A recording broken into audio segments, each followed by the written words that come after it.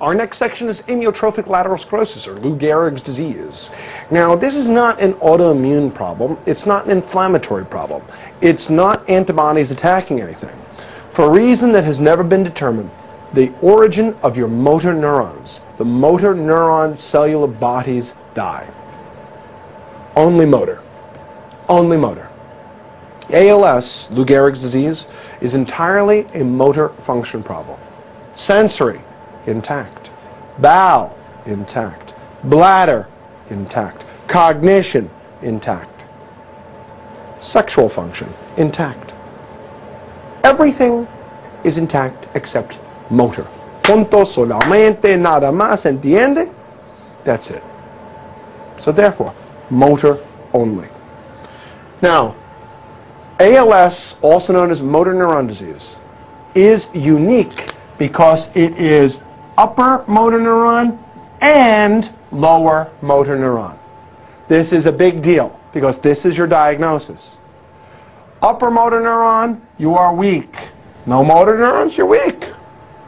No upper motor neuron, the lower reflex, the reflex arc is hyperreflexic because there's no inhibition of it. So loss of upper motor neurons results in a hyperreflexic reflex arc. Spasticity. Spasticity.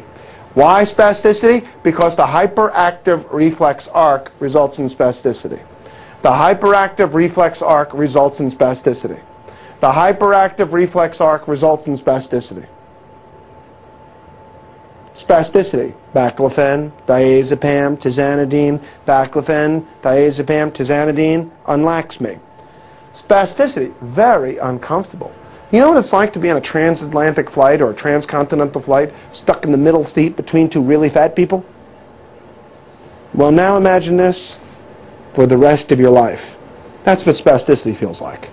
And you go, but I thought there were no sensory problems. That's right. You could feel every glorious sensation of your inability to move and relax your own muscles. Charming. Charming. Now, lower motor neuron means that your body's been cut like a puppet with a puppet string. And they flop around. So you become like a boneless chicken. You become like a chicken McNugget. Because you've just been cut. Like the puppet, the strings have been cut. So everything is wasting away. Wasting away again in ALSville. Listen for my lost upper motor neuron.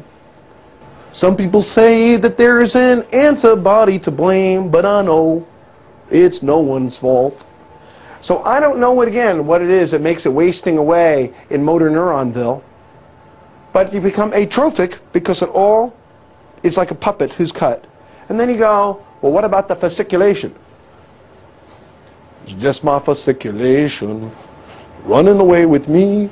It's just my fasciculations. Ooh, I'm fasciculating. Fasciculating. Fasciculating means muscles are going twitchy, twitchy, twitchy. Do you know why you get fasciculations at the same time you get weakness, wasting, and atrophy? How could it be head twitchy? Huh? Huh? Huh? I bet you don't know, do you? You're ignorant. Ask me. Come here. Ask me. Ask me why you get fasciculations. I don't know either. But I know when I think about how to remember it, the fasciculations, which nobody understands why, is the muscles waving bye-bye to the lower motor neuron as it dies. That's what the fasciculation is. It's waving bye-bye to the lower motor neuron. No, we don't know what causes it. We don't know what causes it. Don't know why you get fasciculations. Interesting, isn't it? So upper and lower motor neuron, you have both wasting and hyperreflexia and spasticity. The only thing that gives a combination of both of these is ALS. That's it. It's also known as motor neuron disease. That is the diagnosis. The treatment is supportive. Now, supportive means this, is that when you get respiratory infections, we treat them. We need to be on a ventilator, we treat that because it hits your diaphragm. How do you die of ALS? You die of respiratory paralysis. How do you die of ALS? You die of respiratory paralysis and repeated infections. But your mind stays intact. What's the specific therapy? Whoop, whoop, whoop, whoop. New data coming in. New data coming in. The therapy is called riluzole. And riluzole retards the progression of the destruction of the motor neurons.